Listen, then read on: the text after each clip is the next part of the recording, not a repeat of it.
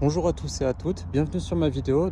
Ici je suis en Savoie, au niveau du lac du Bourget sur les hauteurs du Vivier. Je vous montre vite fait le paysage qui est incroyable. J'ai vraiment de la chance d'être né ici. Alors je voulais faire une vidéo présentation de ma nouvelle moto qui est une MT-09 de 2020. Alors on pourrait se demander, est-ce que 115 chevaux, quand on a tout juste le permis A à 20 ans, est-ce que c'est un peu déraisonnable? Alors, pas mal de choses. Il faut savoir que la puissance en elle-même, elle s'apprend, elle s'appréhende et c'est tout à fait possible.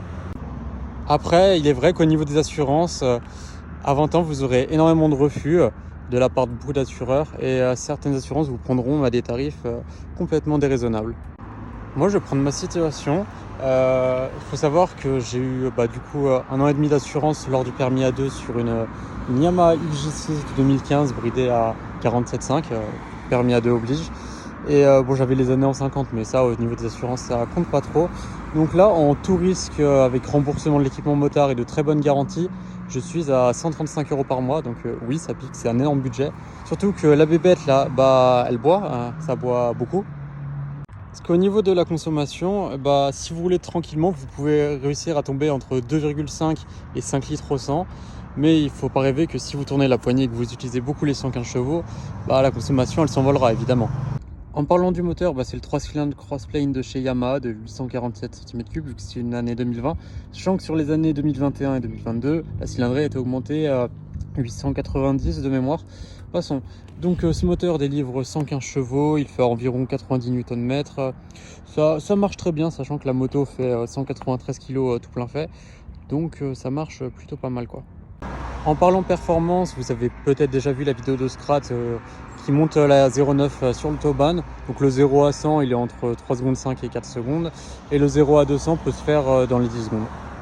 Du coup, pour le moment, j'ai encore l'échappement d'origine. Mais du coup, je voulais répondre par rapport à du fait de passer d'une moto de 47,5 chevaux pour le permis A2 à 115 chevaux, qu'est-ce que ça fait? C'est une question d'habitude. Il faut juste aller doucement avec l'accélérateur, prendre la moto en connaissance, en y allant à son rythme, forcément. Parce que du coup, comme je l'ai dit précédemment, je roulais avec une XJ6 de 47,5 chevaux. Ça marchait correctement pour un 4 cylindres, ça faisait le 0 à 100 en 5 secondes. Ça prenait, je vais peut-être pas le dire parce que voilà, on sait jamais, mais ça marchait vachement bien pour une petite moto en permis A2.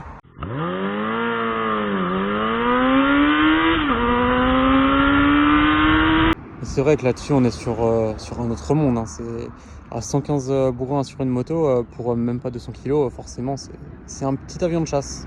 Bon, j'ai changé de spot parce que le lac du Bourget, ce n'est pas que la Savoie, bien qu'il soit là-bas, on le voit pas trop. Bon, on arrive lors d'un petit coucher de soleil, c'est sympa. Donc bon, voilà, la Savoie, c'est aussi ça. Donc là-bas, c'est la Croix du Nivolet. Donc là, ici, c'est le Chambéry. Et on peut voir là-bas les magnifiques Belledonne. Bon, on finit de parler de paysage. Bon, je vais quand même vous la faire écouter, donc je vais quand même vous montrer l'animation du compteur, que j'aime beaucoup. Tac, et pour démarrer, il faut descendre vers le bas.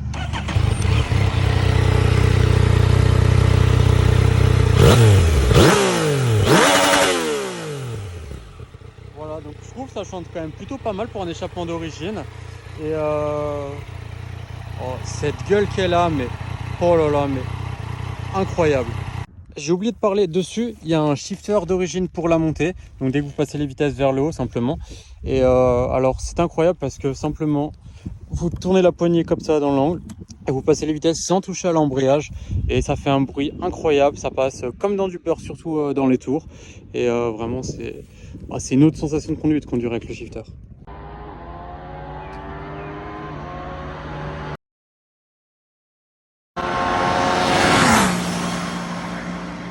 Du coup, mon avis sur cette moto, ça fait quelques jours que je l'ai et je la regrette vraiment pas. Ça marche très bien, ça peut consommer doucement si on roule doucement, ça freine très fort. Le shifter est incroyable. C'est que globalement, cette moto est incroyable. Alors au niveau des suspensions, il est vrai que ça, c'est un petit peu mou, mais après ça se fait largement, enfin ça passe largement. Et il y a peut-être au niveau du guidon, ça commence à guidonner à très haute vitesse, mais si on tient bien fort le guidon, c'est pas plus dangereux qu'une autre moto quoi.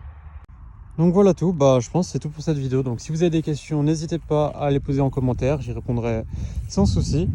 Et puis voilà, si vous avez d'autres idées de sujets de vidéo, n'hésitez pas également à les mettre en commentaire. Et puis moi je vais vous laisser, donc bonne fin de journée à vous et à bientôt. Au revoir.